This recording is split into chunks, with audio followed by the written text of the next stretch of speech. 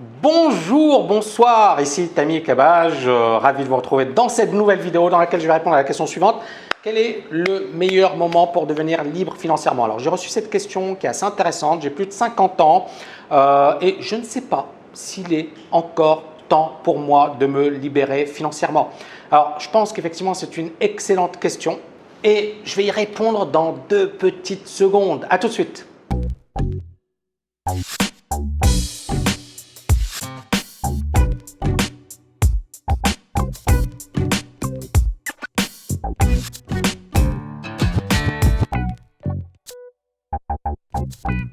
Alors comme je vous le disais, c'est une excellente question. Pourquoi? Parce qu'effectivement, il y a beaucoup de personnes qui se posent cette question. Est-ce que je peux encore devenir libre financièrement après 50 ans? Moi, j'ai envie déjà de répondre par la manière suivante. N'oubliez pas qu'aujourd'hui, il y a eu une révolution au niveau de la santé. Alors l'âge de vie a considérablement augmenté et on va vivre de plus en plus longtemps. Donc si effectivement à 50 ans vous dites je suis foutu, il y a un problème, d'accord? Aujourd'hui vivre jusqu'à 80 ans, 90 ans, même 100 ans, ça va devenir, c'est monnaie courante, mais ça le sera encore plus dans les prochaines décennies. Et c'est là où encore une fois il y a un gros challenge qui va nous concerner tous. Et moi j'ai 3 questions à vous poser. Alors première question, est-ce que vous pensez que l'État aujourd'hui, on voit les problèmes de sécurité sociale, les déséquilibres financiers, etc. Est-ce que l'État sera capable de répondre à vos demandes si vous ne l'avez pas fait vous-même? Donc ça, c'est la première question. Posez-vous cette question, c'est très important.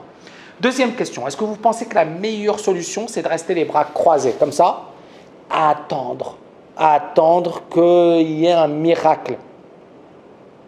Deuxième question.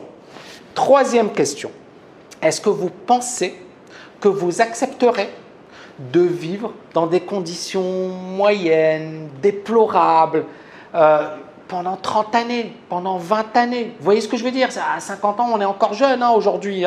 Auparavant, ce n'était pas le cas, mais aujourd'hui, ça a changé. Donc pendant 20 ans, 30 ans, 40 ans, vous êtes là les bras croisés, alors que vous avez tellement de choses à faire.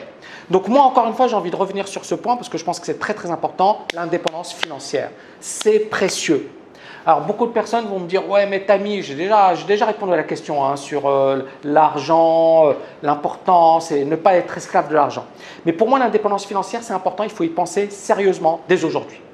Ne croyez pas que vous êtes trop jeune ou trop vieux pour commencer. D'accord? À 20 ans, on peut commencer à être libre financièrement, mais à 50 ans également. Il y a un vieux proverbe chinois qui est génial et je pense qu'il va vous parler. C'est le meilleur moment pour planter un arbre, c'était il y a 20 ans. Le deuxième meilleur moment, c'est quand? C'est aujourd'hui, c'est maintenant. D'accord? Donc, encore une fois, très très important, il n'est jamais trop tard. Il y a moins de 1% des personnes qui ont à la fois du temps et de l'argent. D'accord? Qui effectivement peuvent faire ce qu'elles veulent et qui ont également les moyens de le faire et qui sont entre guillemets libres financièrement. Ces personnes, elles font ce qu'elles aiment, elles bénéficient de pas mal de revenus passifs, de sources de revenus passifs, etc., qui ne demandent pas beaucoup de temps. Maintenant, ces personnes, on se dit, ouais, mais elles sont privilégiées, elles ont de la chance, elles ont fait… Non, non, non, ces personnes, elles ont une stratégie. Elles se sont dit, ok, moi, je ne vais pas dépendre effectivement de l'État ou du moins, je n'ai pas très confiance dans la retraite, le fait de recevoir la retraite. Il y a des personnes qui vont commencer à toucher leur retraite à 70 ans, 80 ans et je pense que ce ne sera pas rare dans les prochaines décennies. Il faut se dire qu'il y aura de moins en moins de personnes qui vont travailler, il y aura de plus en plus de personnes à la retraite, il y aura des personnes effectivement qui se diront voilà, moi j'ai pas les moyens d'être à la retraite parce que la retraite elle est infime, parce qu'il n'y a pas beaucoup de personnes qui financent, parce que tout le monde effectivement il y a un vieillissement de la population, j'en parlerai plus tard, mais il y a un vieillissement, donc il y a de moins en moins d'actifs pour de plus en plus d'inactifs. Et c'est là où on voit aujourd'hui, alors je vais faire un peu de politique, mais on voit aujourd'hui qu'il y a des tensions par rapport au chômage, par rapport au gouvernement. Mais ce n'est pas le gouvernement qui va changer ça, malheureusement. Ce sont des équilibres structurels. Et pourquoi je dis que ce n'est pas le gouvernement? C'est soit les gens prennent conscience du danger et se disent « Ok, on va bouger et on va changer ce système qui n'est pas un bon système, qui n'est pas efficace. Le fait de dire tout le monde à la retraite à 50 ans ou à 60 ans et les actifs vont vous financer, c'était très bien pendant les 30 glorieuses, mais aujourd'hui ça ne marche plus, ce n'est plus efficace. Le fait de dire que les actifs vont financer les inactifs, c'est également plus efficace. Pourquoi? Parce que les actifs seront de moins en moins nombreux. Et qu'est-ce qui va se passer dans les 10 prochaines années, 20 prochaines années? Qu'est-ce qui va se passer? Il y aura de moins en moins d'emplois. J'avais déjà fait une vidéo sur ça. Beaucoup de robots vont remplacer les humains. Et donc, il y aura moins d'emplois, moins d'actifs, beaucoup plus de personnes effectivement qui seront inactives. Est-ce que vous pensez que la sécurité sociale, est-ce que vous pensez que les équilibres financiers vont tenir? Est-ce que vous pensez qu'on pourra continuer à verser des retraites comme ça, à verser des allocations comme ça, à dire ok, on va continuer comme si de rien n'était? Non, parce que les États ne seront plus capables de financer.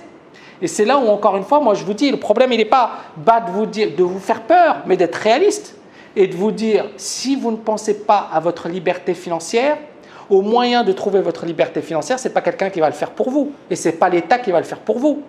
L'État peut faire ce qu'il peut en fonction des moyens dont il a à sa disposition, mais quand on étudie froidement, de manière économique, ce qui se passe, est-ce que dans 10 ans, l'État sera encore capable de verser des retraites? Est-ce que dans 20 ans, 30 ans, on pourra encore trouver un job? Est-ce que, vous voyez ce que je veux dire? Et c'est là où, moi, ce que je vous dis, c'est très simple. Intéressez-vous à la liberté financière, sinon elle va s'intéresser à vous. C'est-à-dire que si effectivement vous êtes là, les bras croisés, à attendre que ça se passe, et puis ça ne se passera jamais, et vous êtes dépendant financièrement, eh bien croyez-moi, vous risquez de le payer au prix fort. Donc voilà, je n'ai pas envie de vous faire peur avec cette vidéo, mais en même temps, j'essaie de tenir un discours réaliste. N'hésitez pas à liker cette vidéo, à la partager, et puis bien évidemment, si vous voulez aller beaucoup plus loin en matière de finance, de trading, vous pouvez télécharger le guide ultime du trading et il y aura également d'autres guides qui seront publiés prochainement. À très bientôt et n'oubliez pas de liker cette vidéo.